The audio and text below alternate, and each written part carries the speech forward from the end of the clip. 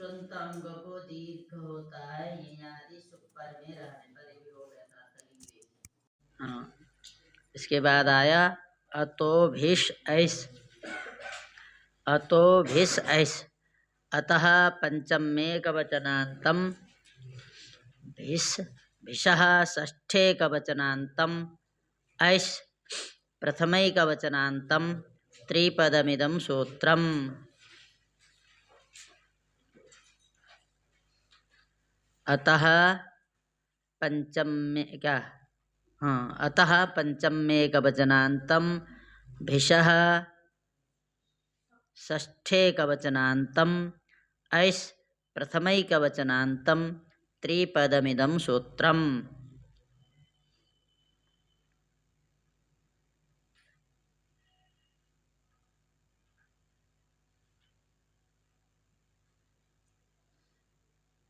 हो गया। अतः अदंत अंग से पर में विद्यमान भिष के स्थान पर ऐस आदेश होता है। अदंत अंग से पर में विद्यमान भिष के स्थान पर ऐस आदेश होता है।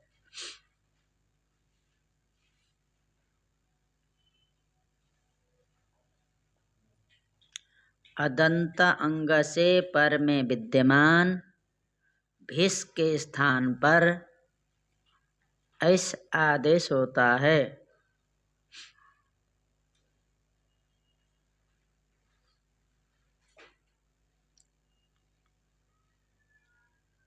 अदंत अंग से, अदंत अंग का जो अर्थ मालूम है, रस्वंत, रस्व अकारांत जो अंग होगा उसे अदंत अंग कहते हैं।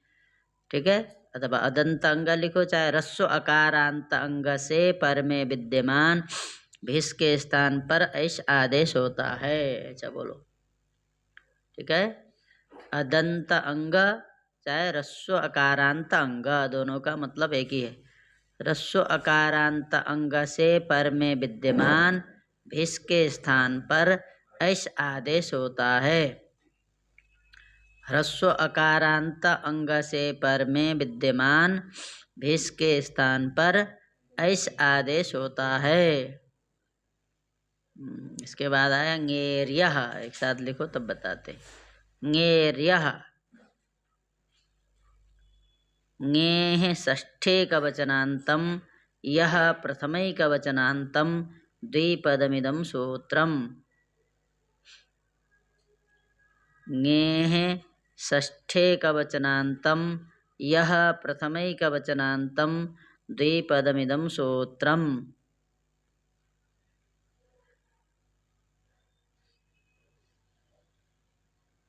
ङेः षष्ठेकवचनान्तं यः प्रथमैकवचनान्तं द्विपदमिदं सूत्रम्।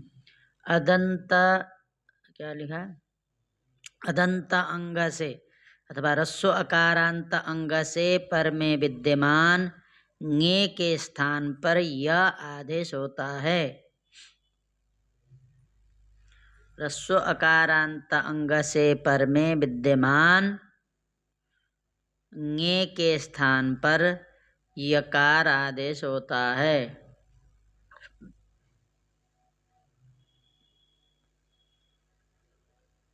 ह्रस्व अकारांत अंग से पर में विद्यमान ङे के स्थान पर य आदेश होता है, यकार आदेश होता है। स्थानिबदादेशो नल विधौ, स्थानिबदादेशो नल विधौ, स्थानिबत अव्ययपदम आदेशः प्रथमैकवचनान्तं, स्थानिवत् अव्ययपदम आदेशः प्रथमैकवचनान्तं अनल विधौ सप्तमेकवचनान्तं त्रिपदमिदं सूत्रम्। स्थानिवत् अव्ययपदम आदेशः प्रथमैकवचनान्तं अनल विधौ सप्तमेकवचनान्तं त्रिपदमिदं सूत्रम्। स्थानिवत् अव्ययपदम् आदेशः प्रथमैकवचनान्तम् अनल्विधौ सप्तम्येकवचनान्तं त्रिपदमिदं सूत्रम्। स्थानिवत् अव्ययपदम् आदेशः प्रथमैकवचनान्तम् अनल्विधौ सप्तम्येकवचनान्तं त्रिपदमिदं सूत्रम्। आदेश स्थानिवत् होता है,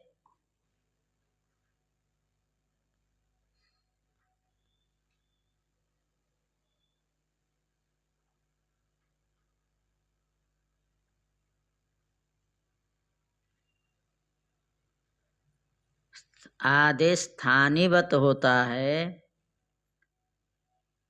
स्थानिरूप अलाश्रय विधि में तो नहीं। आदेश स्थानिवत् होता है स्थानिरूप अलाश्रय विधि में तो नहीं।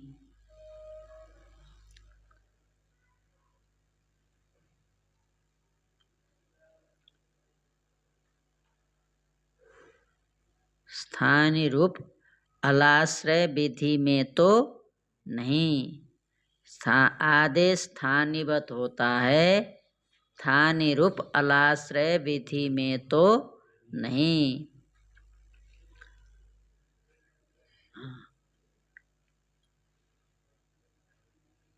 देखिए, अब ये देखना ये है, इसको थोड़ा समझना पड़ता है। इस अर्थ तो एकदम आसान लग रहा है, लेकिन इतना आसान नहीं है। अभी जब आएगा प्रयोग बताते हैं। अब हम तृतीया विभक्ति किस सूत्र से किए थे? कर्तृकरणयोस् तृतीया। द्वितीया विभक्ति करने वाला सूत्र कौन सा था? प्रथमा करने वाला सूत्र प्रातिपदिकार्थ लिंग।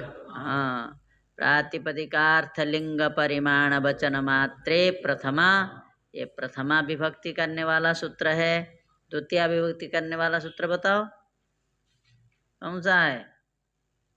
बताओ, नहीं पता। कर्मणि द्वितीया। कौन सूत्र है? कर्मणि द्वितीया। और तृतीया विभक्ति करने वाला सूत्र है कर्तृकरणयोस् तृतीया। कर्तृकरणयोस् तृतीया जो सूत्र है तृतीया करता है, कर्मणि द्वितीया द्वितीया करता है, और प्रातिपदिकार्थ लिंग परिमाण वचन मात्रे प्रथमा सूत्र प्रथमा विभक्ति करता है। प्रथमा द्वितीया तृतीया करने वाले अलग अलग हैं। फिर उनके उनमें से जो एक वचन करने वाला अथवा द्विवचन करने वाला द्विवचन एक वचने, उनमें से बहुवचन करने वाला बहुषु बहुवचनम। ठीक है, ये सूत्र है। ठीक है, ये है। तो हमने सबसे पहले, अब हम तृतीया का बहुवचन ले आते हैं। राम शब्द से तृतीया का बहुवचन ले आते हैं। तृतीया का बहुवचन क्या है? तृतीया का बहुवचन क्या है? भिस। ठीक है, तृतीया का बहुवचन क्या है? भिस। तृतीया का बहुवचन है भिस। राम तृतीया का बहुवचन नहीं है, वो तृतीया का बहुवचनांत है। राम क्या है? तृतीया का बहुवचनांत है। तृतीया का बहुवचन राम कैसे हो जाएगा? अरे राम ही। ज्योतिष पढ़ने से व्याकरण का ज्ञान नहीं ना होगा। हाँ, तृतीया का बहुवचनांत क्या है? राम ही। बहुवचनांत है, बहुवचन नहीं है। क्योंकि जिसकी बहुवचन संज्ञा होती है वो बहुवचन होता है। बहुवचन संज्ञा सुप में क्रमशः होती है। पहली पंक्ति में जो है उसकी एक वचन, दूसरे में द्विवचन, तीसरे में जो है उनकी बहुवचन होती है। तो जब स्वादि की बहुवचन संज्ञा हो रही तो राम ही कैसे बहुवचन हो जाएगा? बहुवचन नहीं हो, बहुवचनांत है।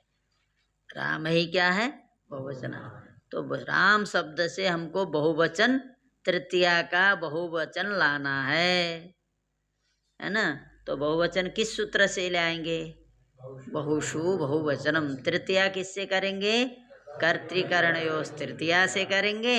उन तृतीया तो तीन हैं, उन तीन में से बहुवचन किस सूत्र से करेंगे? बहुषु बहुवचनम। यहाँ यही बोलना पड़ेगा सबसे पहले।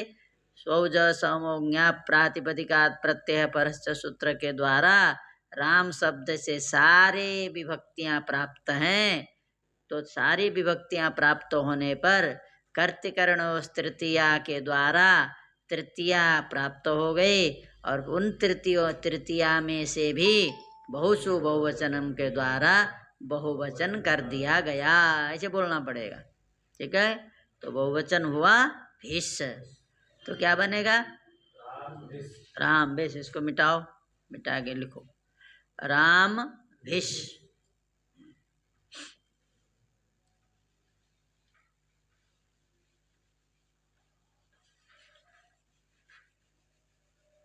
राम भिष।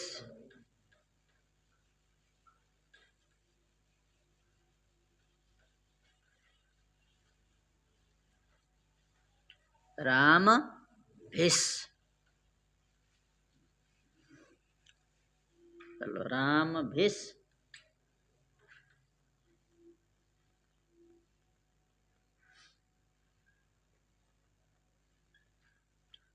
राम भिष है। अब देखो यहाँ राम भिष है, तो हम सूत्र क्या लगाएंगे? लगाएंगे अतो भिष ऐस। अब कोई और सूत्र प्राप्त है तो बताओ, है?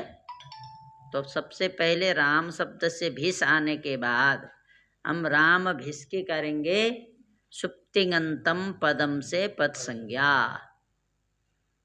ठीक है। पद संज्ञा किसकी पद संज्ञा करेंगे? राम भिष की। सुप्तिगंतम पदम सूत्र से राम भिष की करेंगे पद संज्ञा। क्यों करेंगे? इसलिए करेंगे क्योंकि ये सुबंत तदादि है। राम भिष क्या है? सुबंत तदादि है, इसीलिए इसकी हम पद संज्ञा करते हैं सबसे पहले, ठीक है। राम भिष की क्या हो गई?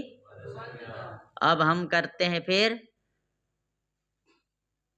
यस्मात् प्रत्यय विधिस्तदादि प्रत्ययंगम से राम की अंग संज्ञा। भिष प्रत्यय पर में रहने पर राम की यस्मात् प्रत्यय विधिस्तदादि प्रत्ययंगम से अंग संज्ञा कर देते हैं। तो अंग हो गया, पता लग गया कि राम भिष पद है, राम केवल क्या है? अंग है। अब भिष की हम करते हैं फिर क्या? विभक्तिश्च से विभक्ति संज्ञा, ताकि सकार का हलंतम से इस संज्ञा होकर के लोप न हो जाए, न विभक्तो तुष्मा सूत्र के द्वारा निषेध कर दिया जाए। नहीं तो सकार का हलंतम से इस संज्ञा हो जाता, फिर लोप हो जाता, क्योंकि उसको रोकना है ना। तो उसको रोकने के लिए क्या करना पड़ेगा? भिष की विभक्तिश्च से विभक्ति संज्ञा। जब विभक्ति संज्ञा हो गई तो उसकी इस संज्ञा नहीं हो पाई, क्योंकि न विभक्तो तुष्मा बोलता है। विभक्ति में तवर्ग सकार मकार यदि हो तो उनकी इस संज्ञा नहीं होती है। तो हमने भिष की जब विभक्ति संज्ञा कर दिया तो विभक्ति का सकार हो गया, तो इस नाते हलंतम से इस संज्ञा नहीं हो सकती, तो रुक गया। तो इसलिए भिष की विभक्ति सूत्र से विभक्ति संज्ञा हो गई। इतनी बात समझ में आई? राम भिष हो गया। अब हमको सूत्र लगाना है अतो भिष ऐस। अतो भिष ऐस, ठीक है। ये क्या कहता है? रस्वंत अंग से पर में विद्यमान भिष के स्थान पर ऐसे होता है। रस्वंत अंग, अंग क्या है? राम। कैसा अंग है? रस्व अकारांत अंग है, ऐसा बोलो। अंग है लेकिन कैसा अंग बोलता है? रस्व अकारांत। अदंत अंग बोले थे ना यार, अदंत अंग बोले हो चाहे रस्व, क्या लिखे थे? हाँ, रस्व अकारांत अंग बोलो। अदंत अंग का मतलब ही है रस्व अकारांत अंग। अंग क्या है? क्या है अंग? ओ, अंग क्या है? अंग क्या है बताओ? अंग संज्ञा किसकी हुई अभी? देखो इतना में राम की। किस सूत्र से? देखो, स्मात् प्रत्यय विधिस् तदादि प्रत्ययंगम। ध्यान तुम्हारे और कहीं है क्या? ध्यान क्यों नहीं देते हो? ध्यान रखना चाहिए ना। अभी बोल दिया। भिस क्या है? विभक्ति है। राम भिस क्या है? पद है। राम केवल क्या है? अंग है। अब इसे ध्यान दे को पढ़ोगे तब अच्छे बनोगे, नहीं तो जैसे ऐसे पढ़े रहे वैसे पढ़े रहोगे। रस्व अकारांत अंग क्या है? राम। रस्व अकारांत क्यों है? क्योंकि उसके अंत में रस्व अकार है, इसलिए रस्व अकारांत अंग है राम। ठीक है। उससे पर में विद्यमान भिस है, दिख रहा है, उसके स्थान पर ऐश आदेश हो जाता है। ऐश। अब इसको हटाओ, उसके स्थान पर ऐश कर दो। अब भिस नहीं रहा, भिस की जगह पर आ गया ऐश। राम ऐश हो गया। अब राम ऐश होने के बाद अब सूत्र बताओ, कौन सूत्र लग सकता है?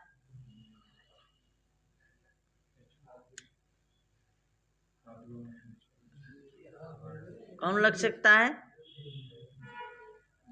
कौन बोला? वृद्धिरेचि।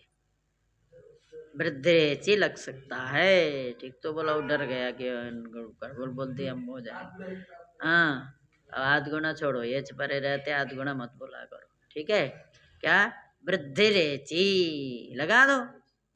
प्राप्त है तो लगा दो उसको, और उसको रोकेगा कौन? उसको रोकने वाला कोई नहीं है। ठीक है। वृद्धिरेचि तो उसका अपवाद है, वहां लिखा है ना। क्या? गुणापवाद लिखा है, गुण का यह अपवाद है। तो वृद्धिरेचि लग गई, वृद्धिरेचि सूत्र लग जाएगा तो क्या बनेगा? राम मकारोत्तरवर्ती अकार, इसके ऐ की जगह पर एक ऐ आ गया तो राम हल हो गया, तो रामैस, रामैस बन गया। सकार का रुत्व विसर्ग हो गया रामई। लिखो वहां वृद्धिरेचि। देखो वृद्धिरेचि, वृद्धिरेचि लिखा, ब्री है ब्री, वृद्धिरेचि।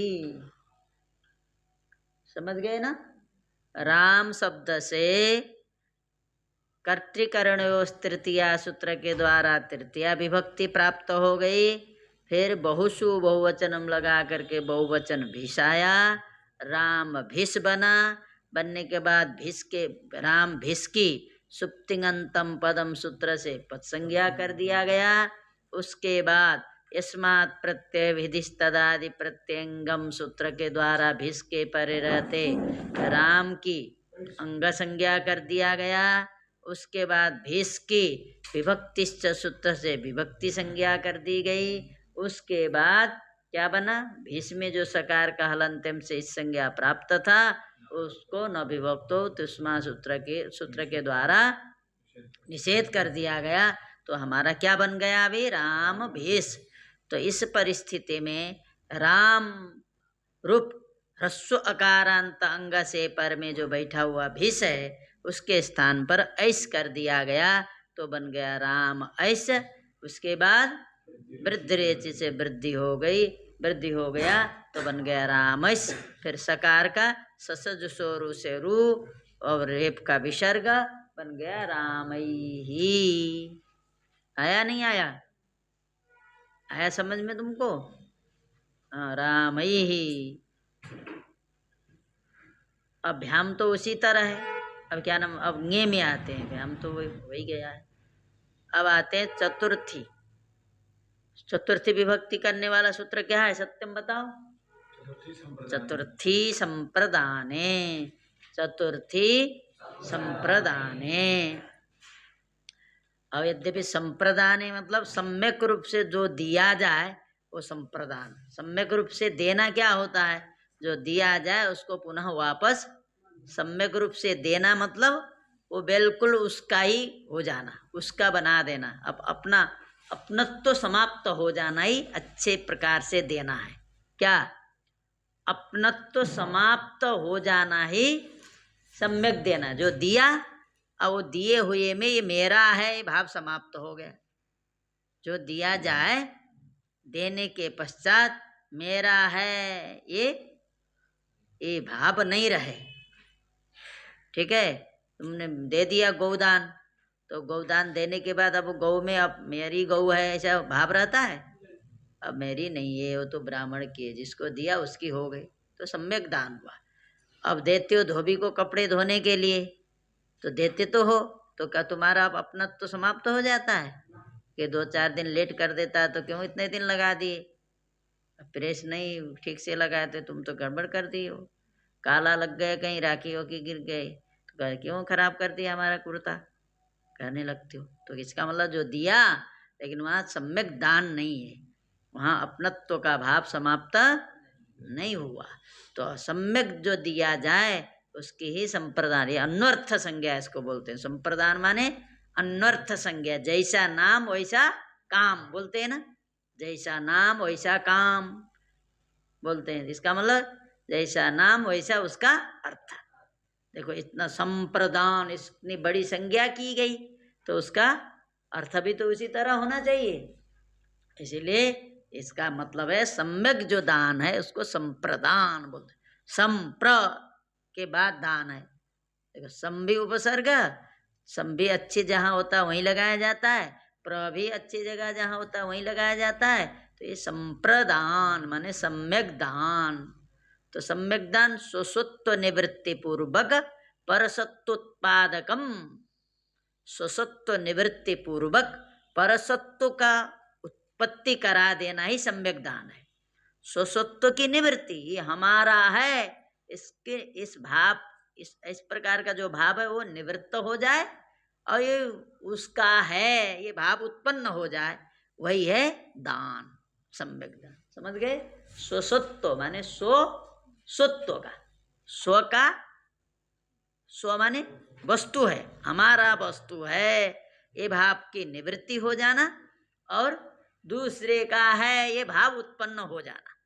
ये उसका है, अब तब से क्या हो जाए, ये उसका है। गौ को दे दिया दान, बांधिए ये, ताकि गौ किसकी है, तो गौ अमुक पंडित जी की है बोलोगे ना। उसके पहले जब आ रहे थे तो किसकी गौ क्या बोलते थे, हमारी गौ है। तो अपनी अपना जो है अपनी वस्तु है, हमारी गौ है, ये भाव समाप्त हो करके दूसरे की गौ है, ये भाव उत्पन्न होना ही क्या है, दान है, सम्यक दान। समझ में आई बात? तो चतुर्थी संप्रदाने सूत्र से चतुर्थी विभक्ति होती है। सूत्र याद कर लेना, चतुर्थी संप्रदाने, चतुर्थी संप्रदाने। ठीक है, संप्रदान में चतुर्थी विभक्ति होती है। कहाँ होती है चतुर्थी विभक्ति? संप्रदान में होती है। यद्यपि चतुर्थी विभक्ति करने वाले तो और भी सूत्र हैं, लेकिन अभी यहाँ समझ लो चतुर्थी संप्रदान है, जहाँ सम्यक दान होगा यही सूत्र करेगा बस। और क्या रहने पर दान नहीं है और किसी कारण से चतुर्थी करने वाले सूत्र तो और भी हैं, है ना। तो चतुर्थी संप्रदान सूत्र। अब यहाँ राम शब्द है, राम शब्द के चतुर्थी विभक्ति, राम शब्द से चतुर्थी विभक्ति करनी है, तो हम किस सूत्र से करेंगे? चतुर्थी संप्रदाने। और उससे चतुर्थी विभक्तियां प्राप्त हो गए। चतुर्थी विभक्ति में से तो 3 वचन आते हैं, क्या एक वचन, द्विवचन, बहुवचन, तीनों प्राप्त हो गए। तो हम क्या करें? तो हमको तो एकत्व संख्या बतानी है, इसीलिए एक द्वैकयोर द्विवचन एक वचन सूत्र के द्वारा एक वचन ले आते हैं। तो क्या बन गया? राम ङे। चतुर्थे के एक वचन क्या ङे है, तो बन गया राम ङे, राम ङे।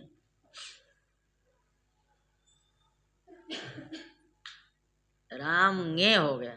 अब यहाँ ङे में जो ङकार है उसकी हलंत्यम से इस संज्ञा करोगे क्या? इस संज्ञा करनी है, किस सूत्र से करोगे? लसक्व तद्धिते, क्योंकि हलंत्यम तो अंतिम हल हो तब इस संज्ञा करता है। यहाँ हलंत्यम से इस संज्ञा नहीं करने, किससे करनी है? लेकिन लोप करेगा वही। इस संज्ञा करने वाले सूत्र भले अलग अलग हो लेकिन इस संज्ञा होने के बाद जो लोप करता है वो सूत्र अकेला ही है, तस्य लोपः। क्या सूत्र है? तस्य लोपः। ठीक है, तस्य लोपः उसके क्या करता है? इस संज्ञा करता है। क्या? तस्य लोपः लोप करता है। तो क्या बचा? ए बचा। ये मतलब ङे भले सूत्र बोल रहा है, ङे के स्थान पर यह आदेश होता है, लेकिन करना क्या है? ए के स्थान पर अनुबंध विनिर्मुक्त पदार्थ से उपस्थिति है। अनुबंध यानी होने लायक हो तो अनुबंध करने के बाद ही उसके स्थान पर कार्य किया जाता है। वो अनुबंध सहित निर्देश क्यों न हो, लेकिन अनुबंध यदि हो, अनुबंध माने इस संज्ञा हो करके यदि लोप हो प्राप्त है तो पहले उसकी इस संज्ञा कर देना है, लोप करना है, लोप करने के बाद जो बचेगा उसी के स्थान पर आदेश करना है। ठीक है, चलिए भले ङे यह बोल रहा है, ङेर यह बोल रहा है, लेकिन ङे के स्थान पर यह नहीं करना है। अभी तो ङे में जो ङकार है उसकी पहले लसक तद्धिते से संज्ञा करेंगे, उसके बाद तस्य लोप से लोप करेंगे, ये बचेगा। ये होने के बाद सूत्र लगाओगे ङेर यह रस्व अकारांत अंग से पर में विद्यमान। क्या? रस्व अकारांत अंग से पर में विद्यमान। ङे माने ङे संबंधी ए के स्थान पर यकार आदेश होता है। कर दो यकार आदेश, हटाओ ए को, उसकी जगह पर यह बैठा दो, तो क्या बन गया? राम य, राम य बन गया, बना। अब राम य बन गया, अब हमको रामाय बनाना है। कैसे बनेगा? तब बनेगा जब राम में मकारोत्तरवर्ती आकार को दीर्घ करेंगे, है ना। मकारोत्तर, राम में मकारोत्तरवर्ती आकार को जब हम दीर्घ करेंगे तभी रामाय बनेगा। तो दीर्घ करने वाले सूत्र आपने कितने पढ़े अभी तक? एक पढ़े अकसवर्णे दीर्घ, एक पढ़े प्रथमयोः पूर्व सवर्ण, एक पढ़े सुपीचा। तीन सूत्र पढ़े ना कि और भी पढ़े थे? तो 3 सूत्र पढ़े। अकसवर्णे दीर्घ आपने पढ़ा, तो अकसवर्णे दीर्घ यहाँ लग सकता है? नहीं लग सकता, वो तो सवर्ण चाहिए, तो अकसवर्णे दीर्घ तो नहीं लग रहा है। ठीक है, अब बचा कौन? प्रथमयोः पूर्व सवर्ण लग सकता है? नहीं लग सकता है। क्यों? प्रथमा द्वितीय विभक्ति में ही लगता है, यहाँ प्रथमा द्वितीय विभक्ति है ही नहीं, तो भी नहीं लगा। तो आया सुपीचा, तो फिर सुपीचा लगाना है। सुपीचा क्या कहता है? सुप पर में रहने पर करता है, तो यहाँ भी सुप परे है। कहाँ है? यह तो आदेश है, सुप तो था ये वाला जो ये है वो सुप है।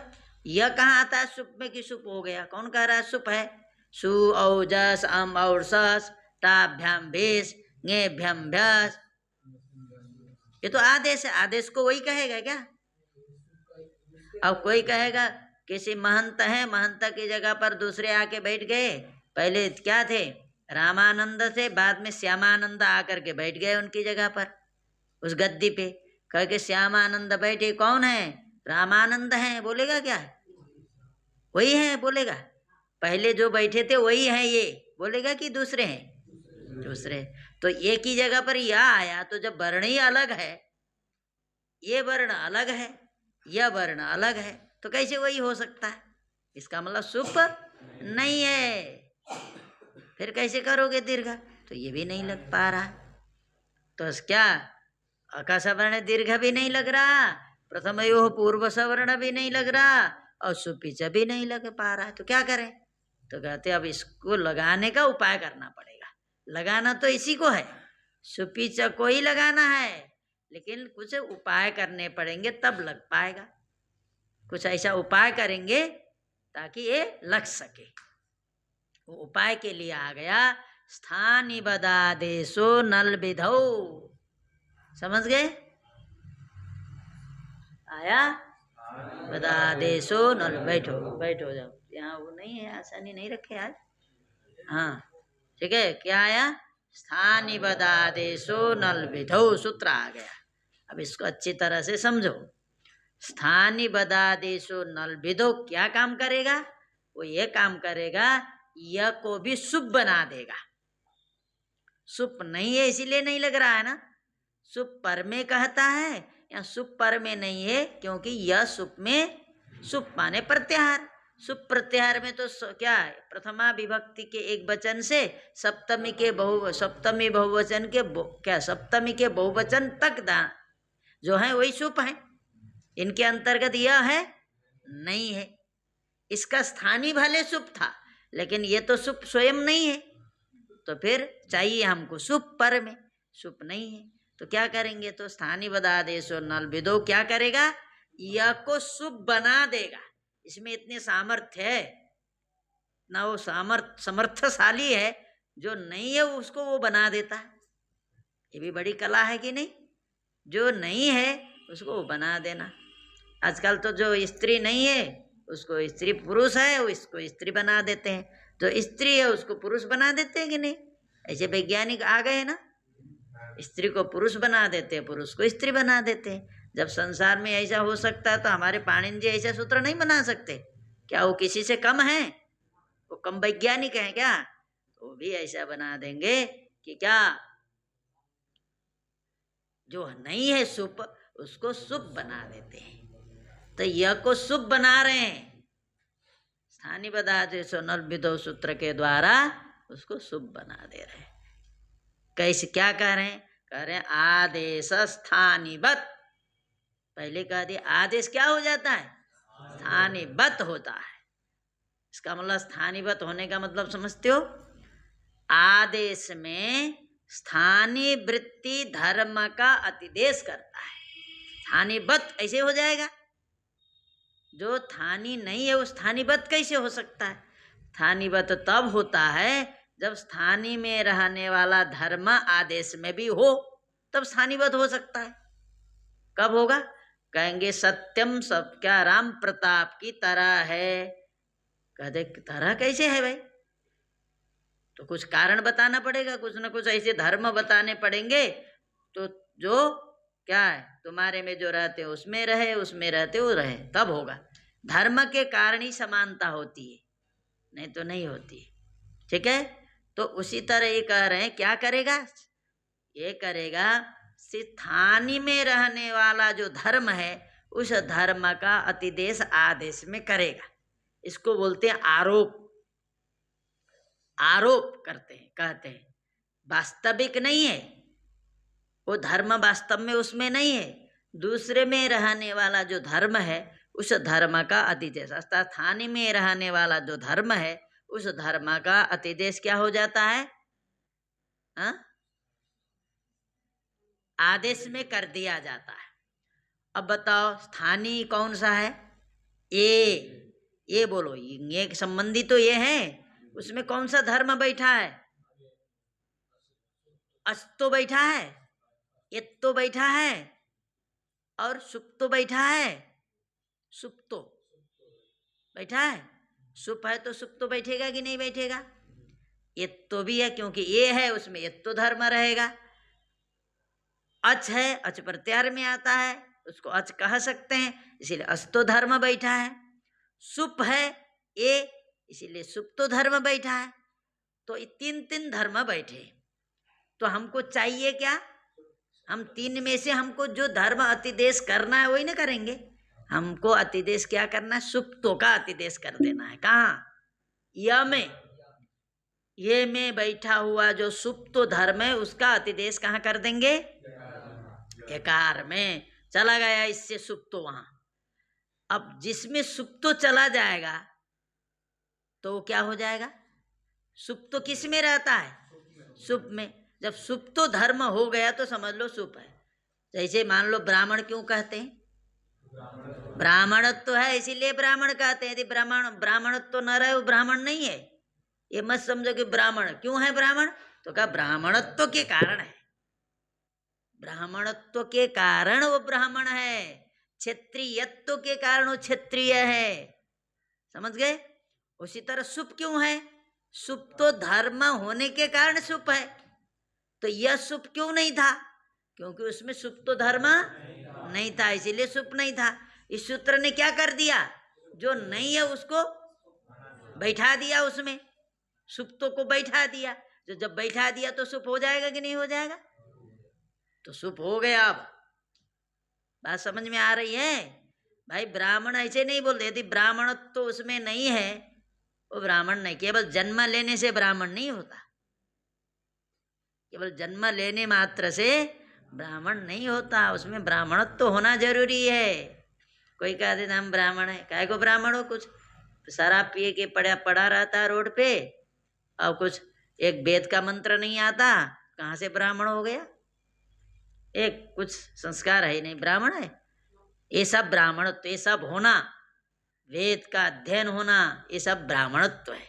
ब्राह्मणत्व माने ब्राह्मण का जो कर्म है, ब्राह्मण का जो कर्म है वो होना जरूरी है, तभी ब्राह्मण है। समझ गए? उसी तरह तो ब्राह्मणत्व होना ही ब्राह्मण होने में क्या है? हेतु है। ब्राह्मणत्व ही ब्राह्मण होने में हेतु है। ब्राह्मणत्व नहीं है तो ब्राह्मण नहीं है। यहाँ वो रख दिया करो, ऐसे कर दिया करेंगे, भग जाए, ठीक है? कल से हाँ, ठीक है। ब्राह्मणत्व होने के कारण उसी तरह यह सुप इसीलिए नहीं था क्योंकि इसमें सुप तो नहीं था। देखो लेके चला गया। हाँ, बंद कर दो, जाओ छोटे उसको, अब तो कोई आने वाला भी नहीं होगा, बंद करके आओ। हाँ, ठीक है। हाँ, सुप्तो, जिसमें सुप्तो रहेगा उसको क्या कहते हैं? सुप कहते हैं ना। तो य में य को सुप क्यों नहीं कहा? क्योंकि उसमें सुप तो नहीं था। तो इसने स्थानीबद्ध होता है, कहने का मतलब क्या? स्थानीय में रहने वाले धर्म का अतिदेश कर देता है, तब न स्थानीबद्ध हो जाएगा। तो स्थानीय में रहने वाला कौन सा धर्म है? जो हमको चाहिए। तुम कहोगे अस्तो अतिदेश करे, हम उसकी जरूरत ही नहीं, क्यों करेंगे? है तो उसमें एक तो भी है, उसकी क्यों करेंगे? हमको जिसके कारण सूत्र नहीं लग रहा है, कौन? सुपीचा किसके कारण नहीं लग रहा है? सुप न होने के कारण से नहीं लग रहा है। तो हमको क्या चाहिए? सुप चाहिए। तो सुप चाहिए तो हम जो चाहिए उसका ना अतिदेश करेंगे। समझ में आई बात? तो हमको क्या पूजा कराने के लिए ले जाना है, गृह प्रवेश कराना है, तो हम किसको ले जाएंगे? बहुत सारे बैठे हैं पंडित, तो हमको सबको क्यों ले जाएंगे? जो जानता होगा उसी को ले जाएंगे। कहेगा कि उसको क्यों नहीं ले गए? तो क्या उनको आता ही नहीं कराने, तो काय को ले जाएंगे? यही ना बोलेगा। तो उसी तरह जिस हमको चाहिए सुप, जो इसमें सुप तो होगा वही धर्म ले जाएंगे। तो इसीलिए सुप तो का अतिदेश हो गया किसमें? या में अतिदेश हो गया, तो यह भी अब सुप हो गया। सुप हो गया, नहीं था अब सुप हो गया ना।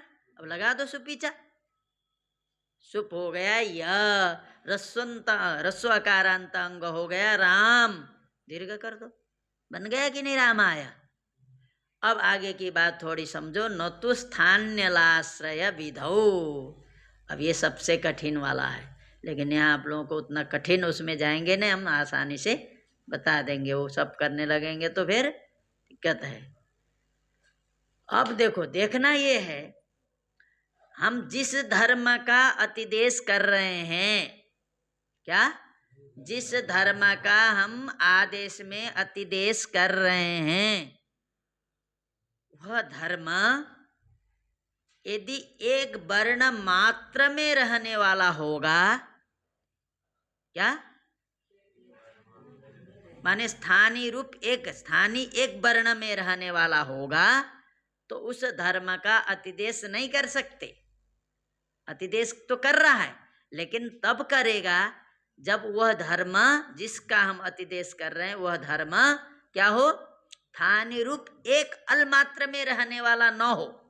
स्थानीय रूप एक अल मात्र में रहने, एक अल मतलब एक वर्ण, स्थानीय रूप एक वर्ण अर्थात एक स्थानीय में केवल रहने वाला धर्म होगा तो अतिदेश नहीं होगा।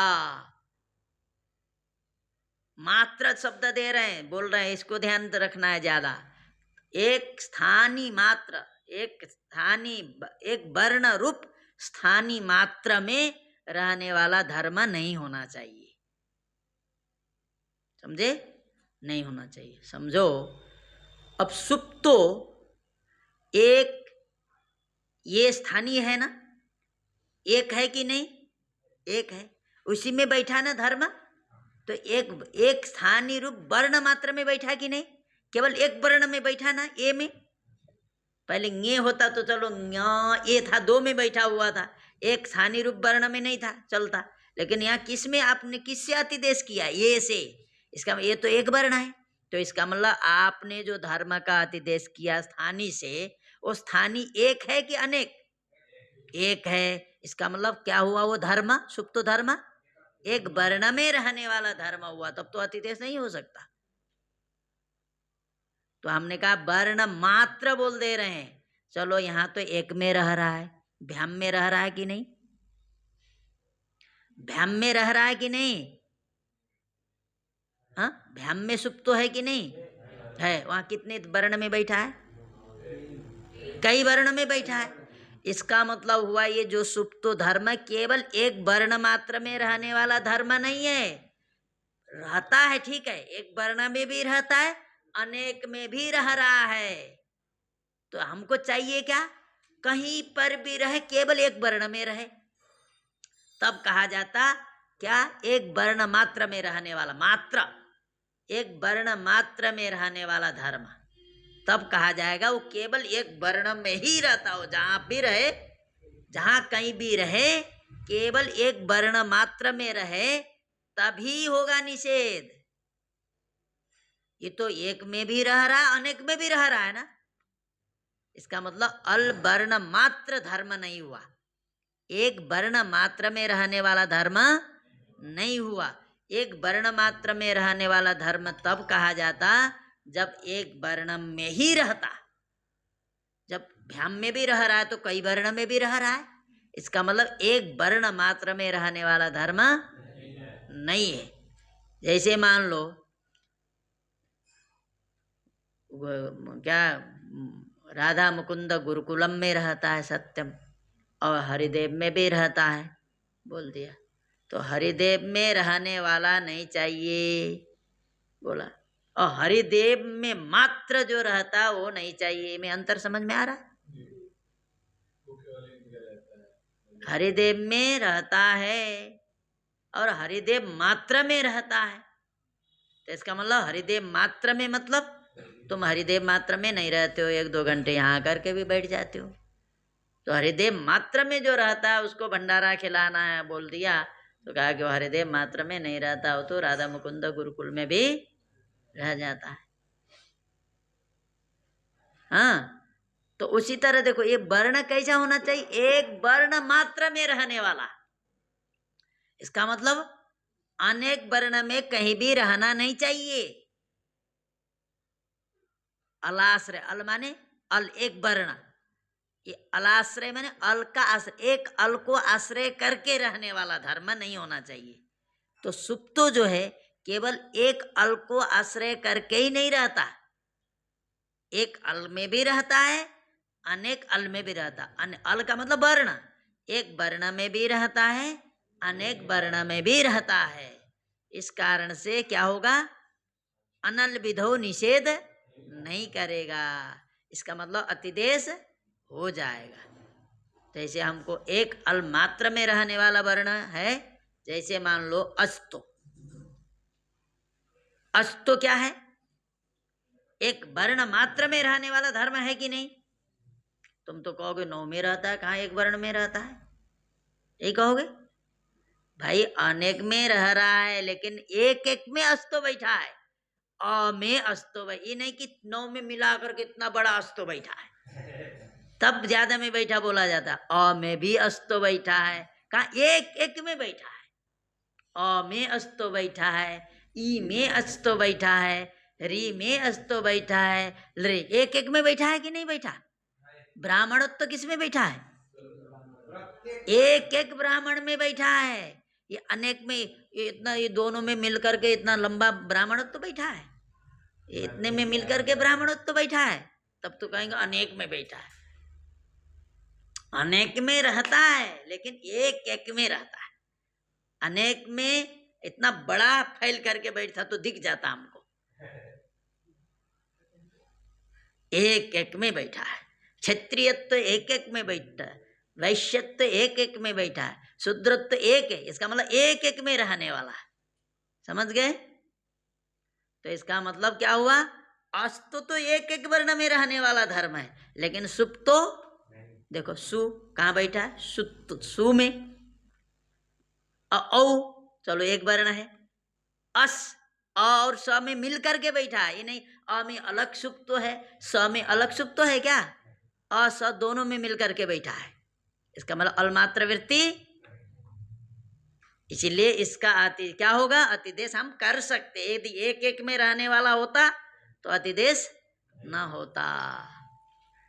ये अनेक में भी रह रहा है, एक में भी रह रहा है, हमको क्या चाहिए, एक मात्र में रहने वाला हो तब अतिदेश नहीं करना है, एक मात्रा में, कहीं पर भी अनेक में न बैठता हो, यदि कहीं अनेक में भी बैठ रहा है, कहीं एक में भी बैठ रहा है, तो उसको क्या कहेगा, अलाश्रय विधि नहीं कहा जाएगा, उसको क्या कहा जाएगा, अनलाश्रय विधि कहा जाएगा। तो इसीलिए अतिदेश हो गया, सुप्त का अतिदेश यह में हो गया, हो गए तो यह सुप हो गया, सुप परे मिल गया, और सुप पीछे से कर दो दीर्घ, तो बन गया रामाय। आया समझ में? अब इतने किसी को बता दोगे तो समझ जाएगा, बढ़िया से समझ लिया है, लेकिन इसमें और बहुत कुछ है, इसमें तो शास्त्र है, इसमें तो लगभग लगता है 2-3 महीने ही चल सकता है अगर इसको कर लिया जाए, बहुत परिष्कार है।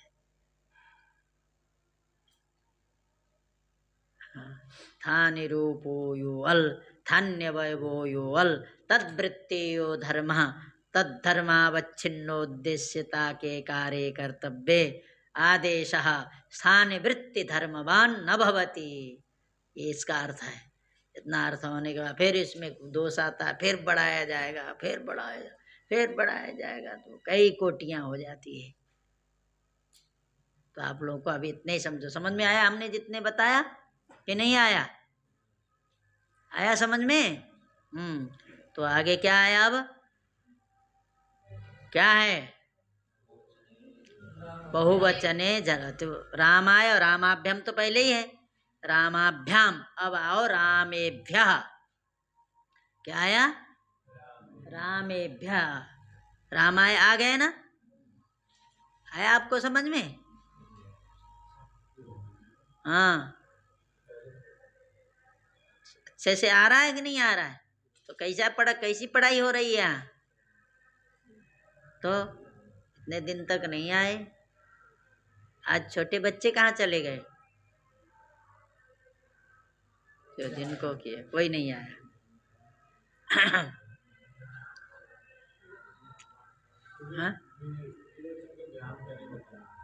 तो वही है, तो क्या को बताना है भाई, राम भ्याम, हाँ, से पीछे से दीर्घ कर दो ना, नहीं बताया, तृतीया माने तृतीया में नहीं बताया, हाँ, अच्छा चलो, राम भ्याम है, सुपीछे से दीर्घ कर देना, अदंत अंग हो गए राम, उसको दीर्घ कर दो, रामाभ्याम। ये आदि सुप, देखो ये आदि सुप बोलता है, यहाँ कौन है, भ, वह आदि में ऐसा सुप क्या है, भ्याम नहीं बताया, यहाँ कौन है, यहाँ आदि में है ऐसा सुप, तो कौन है, यहाँ में कौन आता है, यहाँ प्रत्यार में भ, वो आदि में ऐसा सुप कौन हो गया, भ्याम, रस्व अकारांत अंग कौन हुआ, राम, उसको दीर्घ कर दो, रामाभ्याम। अब यहाँ पर भी यह आदि तो है, आदि में यह है, बाद में अ है, तो यह आदि है, सुप नहीं था, अशुभ भी हो गया। तो चलो बहुवचन, राम भीष, राम भीष, ये क्या भीष बोल दिया, भैस, राम भैस, राम भैस।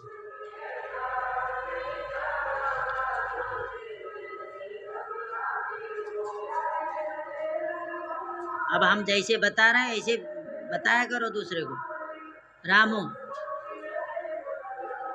अब इसके बाद फिर दोबारा पढ़ने की आवश्यकता नहीं पड़नी चाहिए, हाँ, हाँ, बहुवचने झल्लेत, बहुवचने, इसका महत्व ही नहीं समझते ना, व्याकरण का महत्व क्या है किसी को समझ नहीं। बहुवचने सप्तमेक वचनांतम झली सप्तमेक वचनांतम एत। तुम्हारे साथ दो आते थे, आज चले नहीं आए? क्या बोले? नहीं जाना है। हाँ, तैयारी करना पड़ता है, पूछते हैं। हाँ, क्यों नहीं आए? दिल्ली गया जो लंबा वाला, काहे को गया? हाँ, अब वहीं रहेगा? दिल्ली कहाँ?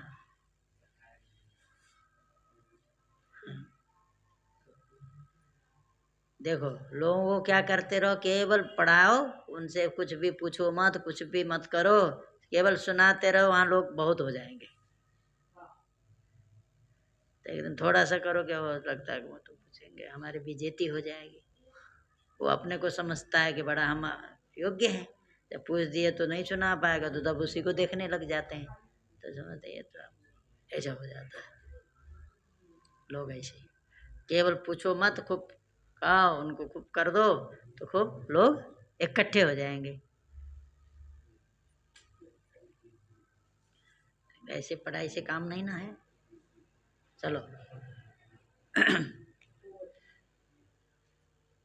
अब युवराज भी कितने साल पुराना है, देखो अब उसको जो है, हाँ,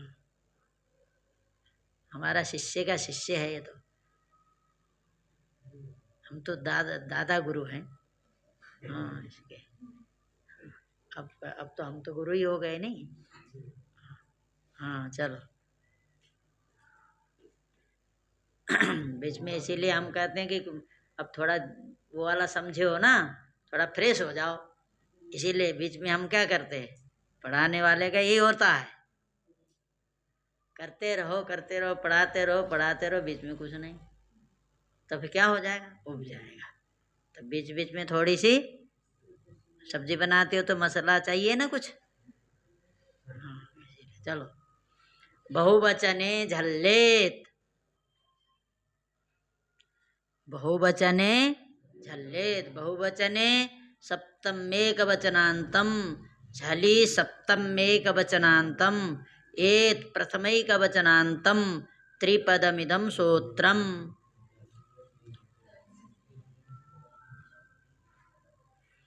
ह्रस्व अकारांत अंग को एकार आदेश होता है।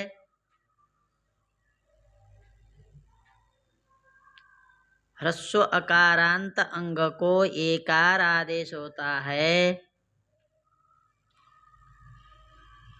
झलादि बहुवचन सुप पर में रहने पर।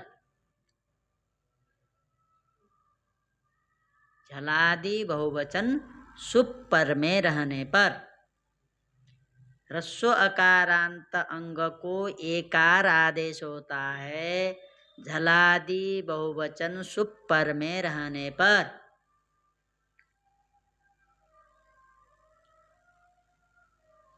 ठीक है, ह्रस्व अकारांत अंग को एकार आदेश होता है, तो अलुंत्य से लगाते तो अंत्य को होता है। ठीक है, वो उस पर भी बोल देना, जैसे सुपीचा भी अदंत अंग को दीर्घ करता है, तो क्या करेंगे, वहां भी अलुंत्य से लगा करके अंतिम को दीर्घ, ये ध्यान रखना, हम बोलना भूल गए, आप लोगों को ध्यान, आप लोग पूछते तो हो नहीं इतना, अदंत अंग को दीर्घ कर रहा, अंग को दीर्घ आदेश कर दोगे क्या?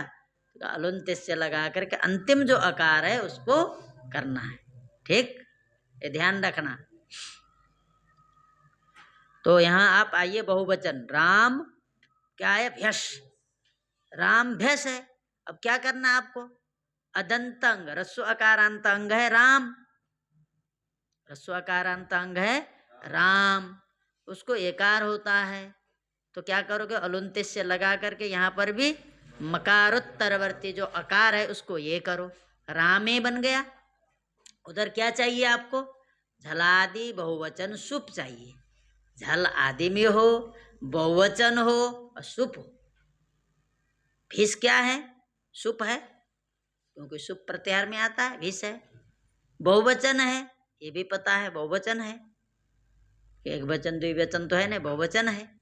और झलादि है, झलादि क्यों है, इसीलिए है क्योंकि भाव झल प्रत्याहार में आता है, वो उसके आदि में बैठा है, इसीलिए झलादि है। तो झलादि बहुवचन सुप क्या हो गया? भ्यस हो गया, एकार हो गया, रामे भ्यस। अब भ्यस की भी विभक्ति संज्ञा करके सकार का लो हलंत्यम से इस संज्ञा उसका न विभक्त तुष्मा से रुक गया, अभी ध्यान देना। तो अब सकार का रुत्तो विसर्ग रू हो गया, उसको विसर्ग हो गया तो बन गया रामेभ्यः। है समझ में? रामेभ्यः। ठीक, आज इतने ही करें, क्योंकि राम शब्द में ज्यादा करोगे ना, इसको अच्छे बहुत बताएं, आगे फिर गाड़ी चलेगी तेज गति से। अब इसका पूरा तैयार, पूरा जब राम शब्द पूरा हो उस दिन हमको जो है सूत्र वृत्ति अर्थ सब कुछ सुना दो, तो अच्छा लगेगा।